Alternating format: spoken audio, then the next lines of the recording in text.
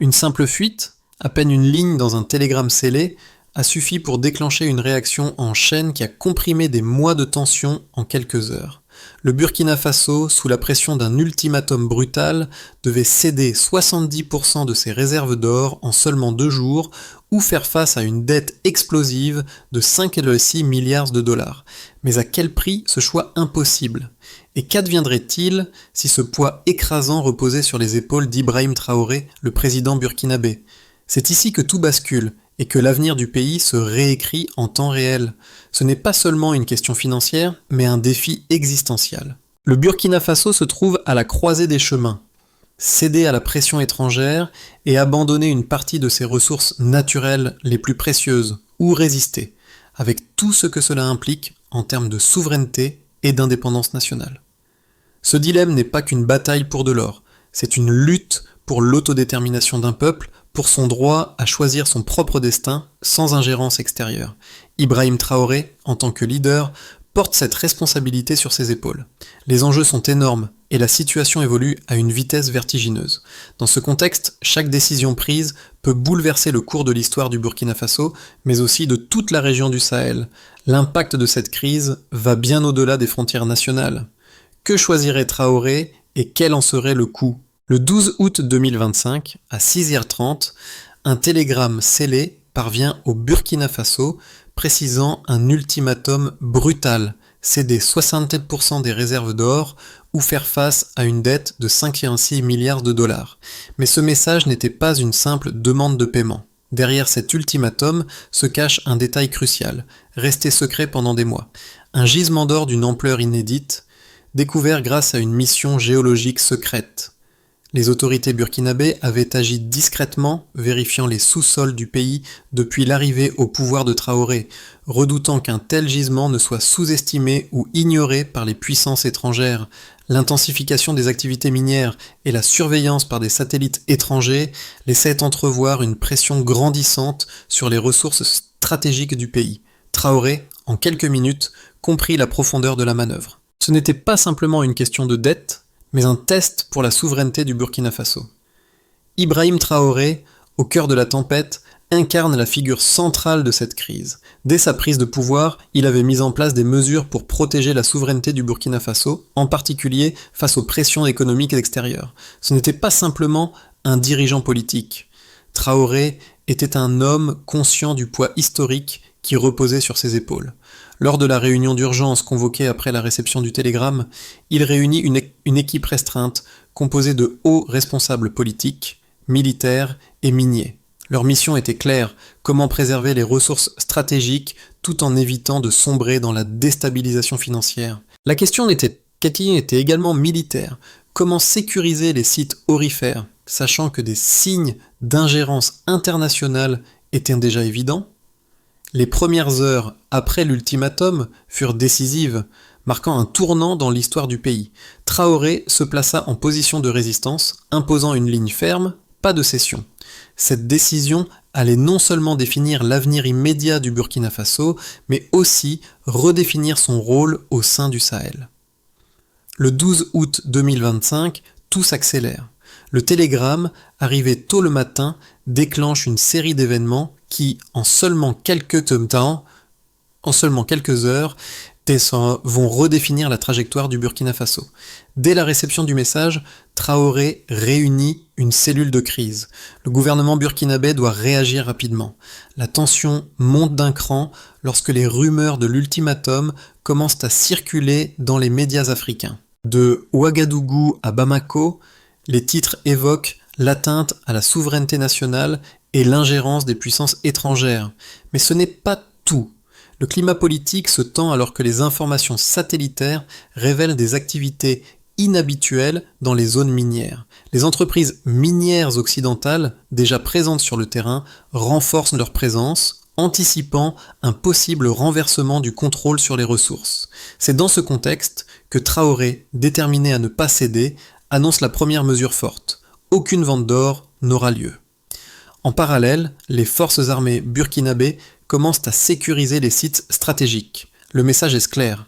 Le pays n'acceptera pas de se plier aux exigences extérieures. La riposte se met en place, mais elle ne se fait pas sans conséquences. L'expulsion des compagnies minières occidentales s'enclenche immédiatement et les tensions diplomatiques avec les puissances étrangères commencent à croître. Les chiffres sont sans appel. Le télégramme exige une cession de 70% des réserves d'or du Burkina Faso, soit un montant estimé à plus de 5 milliards de dollars, tandis que la dette totale imposée est de 5,46 milliards de dollars. Cette pression financière immédiate est accompagnée d'une demande de 324 millions de droits de tirage spéciaux, DTS, à verser au FMI, ajoutant une lourde charge supplémentaire. Le montant total de cette dette équivalait à une part importante du PIB national et la promesse d'un blocage des ressources en cas de non-paiement ne faisait qu'intensifier le dilemme. Cependant, ces chiffres, bien que frappants, ne décrivent qu'une partie de l'enjeu. La véritable question réside dans la pression cachée derrière ces montants. Selon des analyses internes, la perte de 70% des réserves d'or équivalait à la perte de contrôle sur la plus grande ressource stratégique du pays, ce qui aurait des conséquences directes sur sa stabilité économique à long terme. En outre, la découverte récente d'un gisement d'or supplémentaire, non encore exploité, a ajouté une dimension nouvelle à la crise. Ce gisement, d'une valeur estimée à plusieurs milliards de dollars, était un atout stratégique majeur, et sa présence a été ignorée par les puissances étrangères jusqu'à ce qu'elle soit confirmée par une mission géologique secrète. Cette nouvelle donnée a bouleversé l'équation, car elle expliquait en grande partie l'intensification des pressions internationales. Les activités minières et la surveillance par satellite se sont intensifiées à mesure que les intérêts étrangers cherchaient à s'assurer de l'accès à cette ressource stratégique. D'un côté, les partisans de la stratégie occidentale soutiennent que l'ultimatum imposé au Burkina Faso est une mesure nécessaire pour éviter une crise financière régionale. Selon eux, le paiement immédiat de la dette permettrait de stabiliser l'économie et d'éviter une cascade de défauts de paiement dans toute la région du Sahel. L'argument est simple. Un État endetté ne peut pas se permettre de défier les puissances financières mondiales sans risquer de sombrer dans l'instabilité économique et politique. En outre, la cession des réserves d'or serait perçue comme une garantie qui restaurerait la confiance des investisseurs internationaux, assurant ainsi une reprise des flux économiques vers le pays. De l'autre côté, ceux qui défendent la position de Traoré soulignent que céder aux exigences extérieures mettrait en péril la souveraineté du Burkina Faso et l'intégrité de ses ressources naturelles. Selon cette vision, l'enjeu dépasse largement la simple question de la dette. Il s'agit de préserver le contrôle national sur les ressources stratégiques et de refuser la soumission à des puissances étrangères. La résistance de Traoré est vue comme un acte de souveraineté, une affirmation du droit du pays à choisir son propre destin, indépendamment des pressions extérieures. Ce point de vue insiste sur le fait que l'avenir du Burkina Faso ne doit pas être dicté par les institutions internationales, mais par les décisions souveraines de ses dirigeants.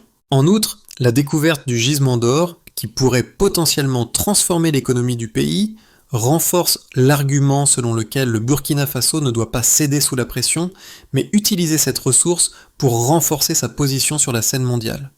Une décision fatidique. C'est à ce moment précis que la situation a basculé. La découverte d'un gisement d'or massif, caché dans les sous-sols du Burkina Faso, a changé la dynamique de la crise. Ce n'était pas simplement une question de dette ni de pression économique extérieure. C'était un coup de maître géopolitique. Cette découverte, longtemps cachée, a révélé que les ressources du pays étaient bien plus stratégiques que ce que les puissances étrangères avaient anticipé. Les images satellitaires qui ont montré une intensification des activités minières n'étaient pas un hasard, mais un indicateur de l'intérêt croissant des acteurs internationaux pour les richesses enfouies sous terre. Traoré, avec cette nouvelle donnée, a pu repositionner le Burkina Faso sur l'échiquier mondial. L'or n'était plus seulement un moyen de paiement, il devenait un levier de pouvoir, une ressource stratégique, qui, une fois sécurisée, permettrait au pays de se tenir à l'écart des dictats extérieurs. La révélation de ce gisement a non seulement renforcé la détermination de Traoré, mais elle a également marqué un tournant dans la manière dont le Burkina Faso pourrait désormais aborder les relations internationales. Le pays ne serait plus seulement un acteur subissant des pressions, mais un acteur capable de dicter ses conditions. Les conséquences de cette crise ne se limitent pas à une simple confrontation économique entre le Burkina Faso et les puissances étrangères. L'impact de la décision de Traoré résonne bien au-delà des frontières du pays et touche plusieurs groupes d'acteurs, chacun réagissant différemment à la situation. Pour les citoyens burkinabés, la décision de résister face à l'ultimatum est assez perçue comme un acte de souveraineté. Dans les régions minières, les populations voient cette résistance comme une opportunité de renforcer l'indépendance du pays en redirigeant les bénéfices de l'exploitation de l'or vers des projets nationaux plutôt que de permettre à des intérêts étrangers de contrôler cette richesse. Les attentes sont grandes. Une plus grande autonomie économique, des infrastructures améliorées et une meilleure redistribution des ressources. Pour les gouvernements étrangers, la réaction est partagée. Les puissances occidentales, notamment les États-Unis et les membres du G7, considèrent la résistance du Burkina Faso comme une menace à l'ordre économique mondial. Elles redoublent de pression, annonçant des sanctions et un isolement diplomatique. Le Burkina Faso devient un point de tension géopolitique, et la communauté internationale suit de près la manière dont le pays se positionne face à la montée des tensions. Toutefois, certains pays du Sahel, comme le Mali et le Niger, apportent leur soutien à Traoré, voyant dans sa résistance un modèle pour les autres nations africaines, souhaitant affirmer leur souveraineté face aux ingérences extérieures. Sur le plan économique, les premières répercussions sont immédiates. L'expulsion des compagnies minières occidentales entraîne une réorganisation des circuits économiques internes. L'armée prend le contrôle des mines et sécurise les zones stratégiques, assurant que les ressources aurifères restent sous contrôle national. La redirection des profits vers des fonds de développement interne devient un élément central de cette nouvelle stratégie économique. Le Burkina Faso commence ainsi à se désengager progressivement de la dépendance économique vis-à-vis des puissances étrangères. Pour les acteurs économiques africains, le conflit burkinabé crée une nouvelle dynamique régionale. La coopération accrue avec d'autres pays du Sahel pourrait offrir une alternative au partenariat économique traditionnel avec l'Occident. Des accords bilatéraux et des alliances stratégiques se forment, redéfinissant les relations commerciales et diplomatiques dans la région. Ainsi, cette confrontation va bien au-delà d'un simple affrontement financier. Elle redéfinit les rapports de force géopolitiques et économiques dans la région du Sahel et place le Burkina Faso au centre d'une dynamique de résistance face aux pressions extérieures. Le pays ne se contente pas de résister, il se positionne comme un acteur de changement, capable de redéfinir ses priorités économiques et ses relations internationales. L'avenir du Burkina Faso, après cette confrontation, dépendra largement de la manière dont le pays saura naviguer à travers les tensions géopolitiques et économiques qui se profilent. 3 scénarios principaux peuvent être envisagés pour les 6 à 12 prochains mois. Scénario de stabilisation sous tension. Dans ce scénario, le Burkina Faso parvient à maintenir une certaine stabilité interne, mais à un prix élevé. L'expulsion des compagnies minières étrangères et la redirection des profits vers des fonds de développement national entraînent une certaine résilience économique, mais les pressions diplomatiques extérieures, notamment sous forme de sanctions ciblées, continuent d'affecter le pays. Les relations avec l'Occident restent tendues, mais la coopération accrue avec les pays voisins du Sahel, comme le Mali et le Niger, pourrait permettre au Burkina Faso de réduire les impacts de l'isolement international. La clé de ce scénario sera la gestion de la sécurité des mines et la diversification économique interne pour éviter une trop grande dépendance à l'or. Scénario de consolidation régionale. Ce scénario plus optimiste envisage une coopération renforcée avec d'autres parties du Sahel et d'Afrique subsaharienne. Le Burkina Faso, en s'appuyant sur le soutien de ses voisins, notamment le Mali et le Niger, pourrait créer un bloc régional capable de résister aux pressions extérieures tout en réorientant ses ressources économiques vers des projets de développement commun. Cette solidarité régionale réduirait l'impact des sanctions internationales et offrirait un nouvel élan pour la diversification économique avec un accent sur l'agriculture, les infrastructures et l'industrie locale. Ce scénario pourrait également permettre une révision des relations économiques avec les puissances mondiales, tout en établissant des partenariats stratégiques avec des pays non occidentaux. Scénario des escalades des représailles. Le scénario le plus pessimiste envisage une escalade des représailles de la part des puissances occidentales, avec une intensification des sanctions économiques et un isolement diplomatique croissant.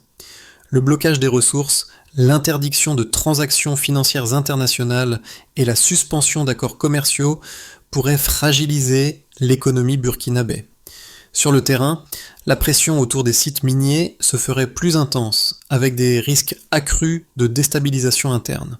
Les acteurs extérieurs, notamment les entreprises minières et les puissances économiques mondiales, pourraient intensifier leurs efforts pour forcer un changement de politique.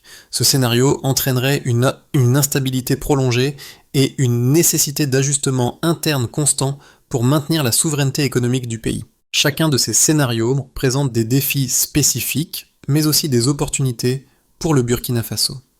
La manière dont le pays gérera ses ressources, sa diplomatie et sa sécurité sera déterminante pour son avenir. Le choix de l'orientation prise dans les prochains mois définira si le Burkina Faso parviendra à surmonter cette crise en sortant renforcé ou si les pressions extérieures finiront par déstabiliser ses acquis.